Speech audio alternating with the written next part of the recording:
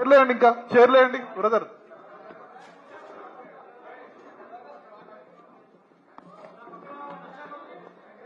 నవీన్ అన్న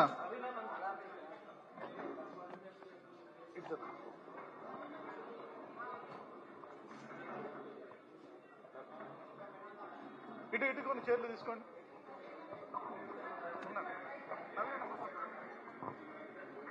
రూప్ సింగ్ అన్న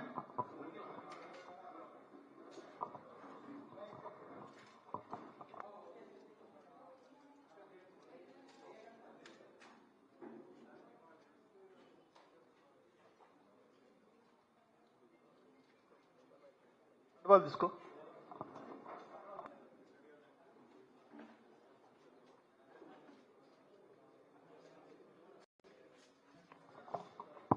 సారీ, క్షమించాలి, 1 more minute.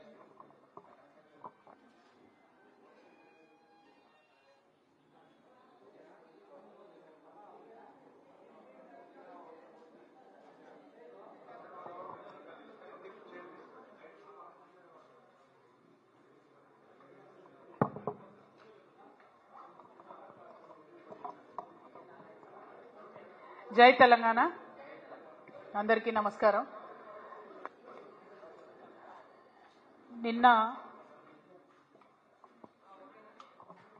జై తెలంగాణ. నిన్న ఢిల్లీలో మరి కేంద్ర జలశక్తి మంత్రి గారు సిఆర్ పాటిల్ గారి ఆధ్వర్యంలో ఆంధ్రప్రదేశ్ తెలంగాణ ముఖ్యమంత్రి గారి సమావేశం జరిగింది. పర్టికులర్గా ఏవేవైతే పెండింగ్ తెలంగాణ అంశాలు ఉన్నాయో వాటన్నిటి మీద సమావేశం జరుగుతుందని చెప్పి మన రాష్ట్రం వాళ్ళు చెప్పడం జరిగింది. కానీ బనకచెర్ల మీద కూడా సమావేశం ఉంటుందని అవతల రాష్ట్రం వాళ్ళు చెప్పడం జరిగింది. ఆ టైంలో మన సీఎంఓ నుంచి మన తెలంగాణ ముఖ్యమంత్రి రేవంత్ రెడ్డి గారి ఆఫీస్ నుండి బాగా మేకపోతు గాంభీర్యాన్ని ప్రదర్శిస్తూ బనకచెర్ల ఇష్యూ చర్చకు వస్తే మేము పోమని చెప్పి లీక్లు ఇవ్వడం జరిగింది ముందు రోజు. కానీ తీరా తెల్లారి చూస్తే ఏమైందో ఏమో మరి చాలా సంబరంగా ఉత్తమ్ కుమార్ రెడ్డి గారు రేవంత్ రెడ్డి గారు ఇద్దరు కూడా పోయి మరి చంద్రబాబు నాయుడు గారిని ఎదుర్కొని సన్మానం చేసి ఆ ఫోటోలు వీడియోలు చూస్తుంటే అయితే పండగ వాతావరణం కనబడ్డది. మరి అన్నీ చేసి కూర్చున్నారు.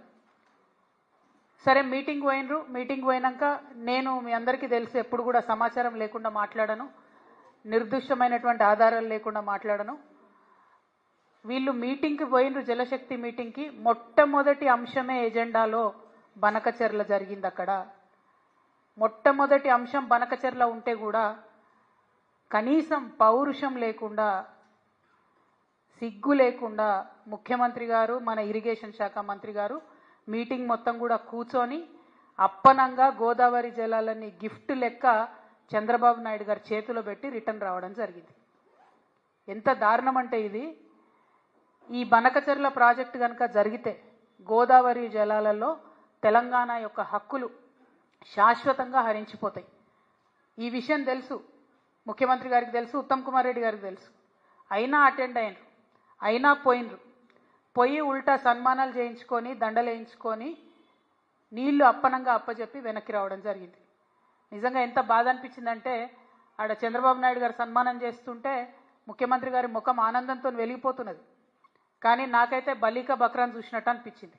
కానీ ఇక్కడ బలయ్యేది ఎవరు? తెలంగాణ ప్రజలు. తెలంగాణ ప్రజల యొక్క హక్కులు, గోదావరి నదీ జలాల్లో శాశ్వతంగా హక్కులు కోల్పోతాం.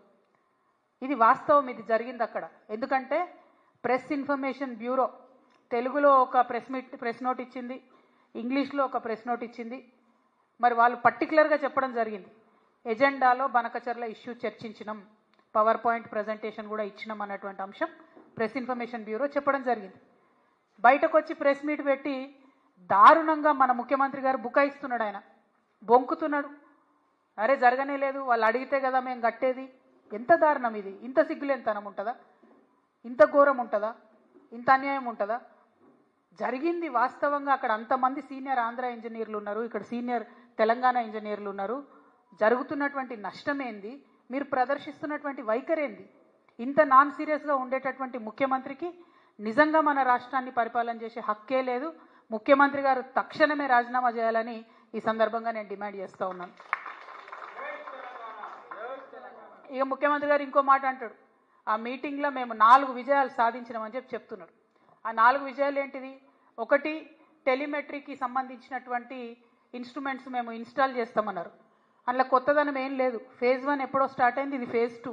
అది జరగాల్సిందే, కంటిన్యూషనే. అందులో విషయమే లేదు. ఆయన దాన్ని విజయంగా చెప్తా ఉన్నాడు. అదేవిధంగా ఇంకొక మాట, ఇక్కడ కృష్ణా రివర్ మేనేజ్మెంట్ బోర్డు విజయవాడలో పెట్టాలని కొత్తగా నిర్ణయం అయిందని చెప్తుండ్రు. అందులో కూడా కొత్త నిర్ణయం ఏం లేదు. అది విభజన చట్టంలో ఉన్నటువంటి హామీయే. గోదావరి మేనేజ్మెంట్ బోర్డు హైదరాబాద్లో ఉంటే కృష్ణా రివర్ మేనేజ్మెంట్ బోర్డు ఆంధ్రాలో ఉంటుంది. అందులో పెద్ద విషయం ఏం లేదు, కొత్తది లేదు, ఈయన సాధించింది కూడా ఏం లేదు. ఇక శ్రీశైలం రిపేర్లు, మన భూభాగంలో ఉన్నటువంటి నాగార్జున సాగర్ని మనం రిపేర్ చేయాలి, వాళ్ళ భూభాగంలో ఉన్నటువంటి శ్రీశైలంను వాళ్ళు రిపేర్ చేయాలి. అది కూడా విభజన చట్టంలో ఉన్నటువంటిదే.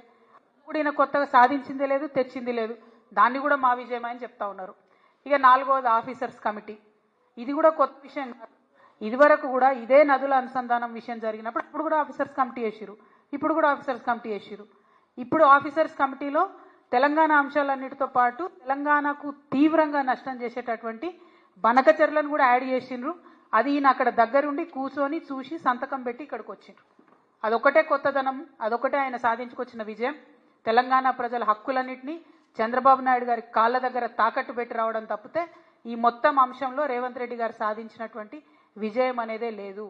ఇవాళ నేను ఆంధ్ర ప్రాంత ప్రజలకు కూడా అపీల్ చేస్తూ ఉన్నాను. ఈ బనకచెర్ల ప్రాజెక్టు వల్ల ఆంధ్ర ప్రాంత ప్రజలకు లాభం లేదు. ఆల్రెడీ నీళ్ళు వస్తున్నటువంటి ఆయకట్టుకు మళ్ళీ నీళ్ళు ఇచ్చేటటువంటి ఒక ప్రాజెక్టు డిజైన్ చేసిరు తప్పితే ఇందులో కొత్తదనం లేదు. ఆంధ్రప్రదేశ్లో ఇప్పటికీ కూడా నీళ్లు రానటువంటి ప్రాంతాలకు నీళ్లు రావాలని మీ సోదరుగా నేను కోరుకుంటున్నాను. కానీ ఈ ప్రాజెక్టు, బనకచెర్ల ప్రాజెక్టు ఒక కుట్రపూరితమైనటువంటి ప్రాజెక్టు, కాంట్రాక్టర్ల కోసం కడుతున్నటువంటి ప్రాజెక్టు, దాంట్లోంచి వచ్చేటటువంటి కమిషన్ల కోసం కడుతున్నటువంటి ప్రాజెక్టు.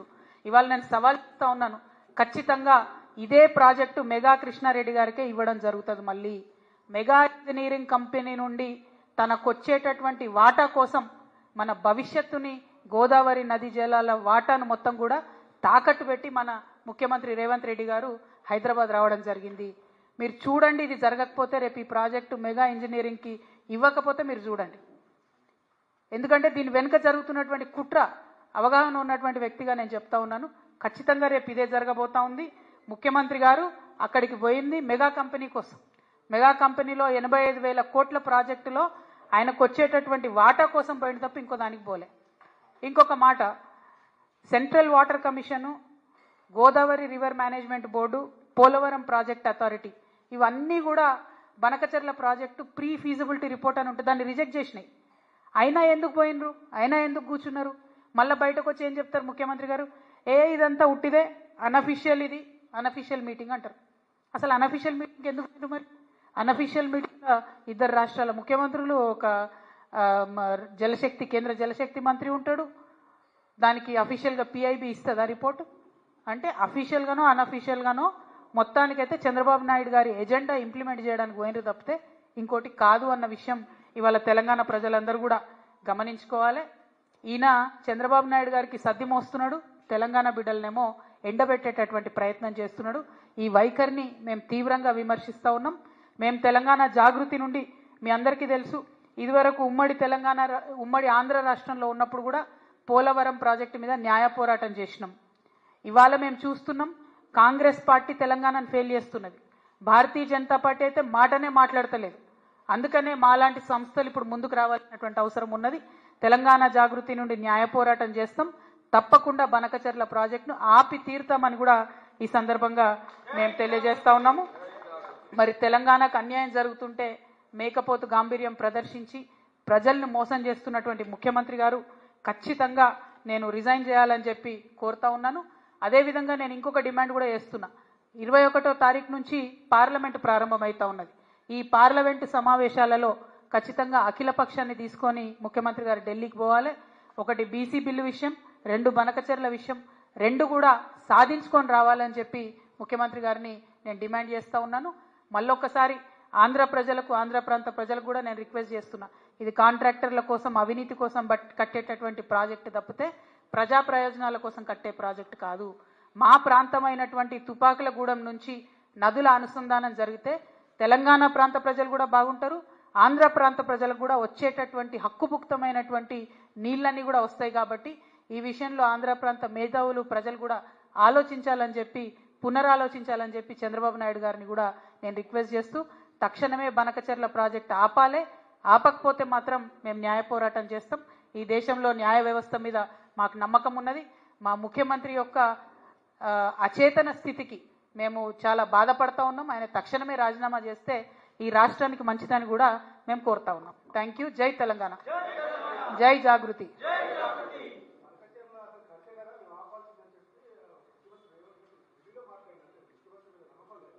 100% లేదు. ఒకటే మీటింగ్కి పోయినటువంటి ఆంధ్ర మంత్రి గారు బయటకు వచ్చేమో మేము బనకచెర్ల కడుతున్నాం, బనకచెర్ల మీద డిస్కషన్ అయిందని చెప్పిండు. ప్రెస్ ఇన్ఫర్మేషన్ బ్యూరో కేంద్ర ప్రభుత్వంలో కూడా బనకచెర్ల మీద డిస్కషన్ అయింది, ఆఫీసర్స్ కమిటీలో ఉంటుందని చెప్తున్నారు. ఇక ముఖ్యమంత్రి గారు బయటకు వచ్చేమో డిస్కషన్ కాలే అంటుండు. వీరి యొక్క గత చరిత్ర మనకు తెలుసు కదా.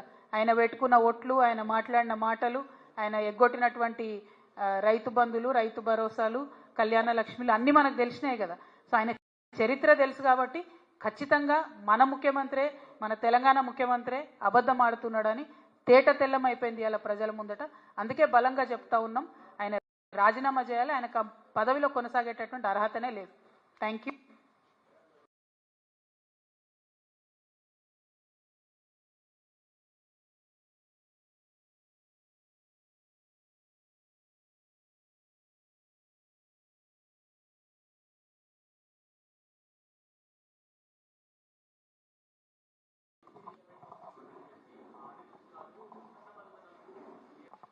మాట్లాడదాంలే, ఎందుకంటే చాలా క్లారిటీ ఇవ్వాలి దాని మీద. బనకచెర్ల ఇష్యూ చాలా ఇంపార్టెంట్ ఇష్యూ, శాశ్వతంగా మన నదీ జలాలకు దూరమయ్యే ఇష్యూ కాబట్టి దాని మీద ఈరోజు మాట్లాడతాం. ఆ ఇష్యూ మీద కూడా నేను మళ్ళీ క్లారిటీ ఇస్తాను.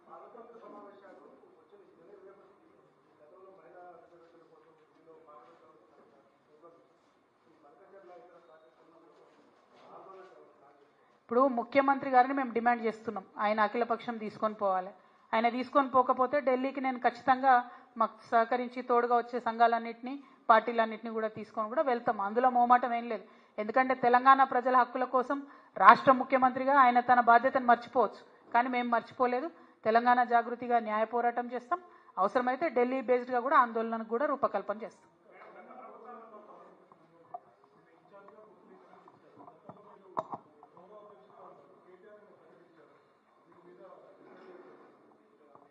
ఈశ్వరన్న తను స్వయంగా తను బొగ్గుగని కార్మికుడు, చాలా సీనియర్ నాయకుడు.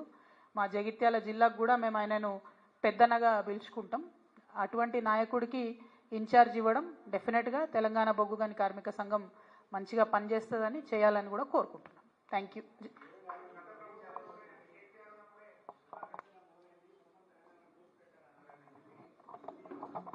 ఇక సీఎం గారి మాటలు ఏడ నమ్ముతామే మనం. ఆయన మీటింగ్లో ఉండి కూర్చొని మీటింగ్ కాలేదని చెప్తున్నాడు, బనకచెర్ల ఇష్యూ డిస్కషన్కే రాలేదని చెప్తున్నాడు. తను చెప్పే మాటలకు శాంక్టిటీ ఏముంది చెప్పండి? ఎంత దారుణంగా మాట్లాడుతున్నారు, ఎంత దారుణంగా అబద్ధాలు ఆడుతున్నారు.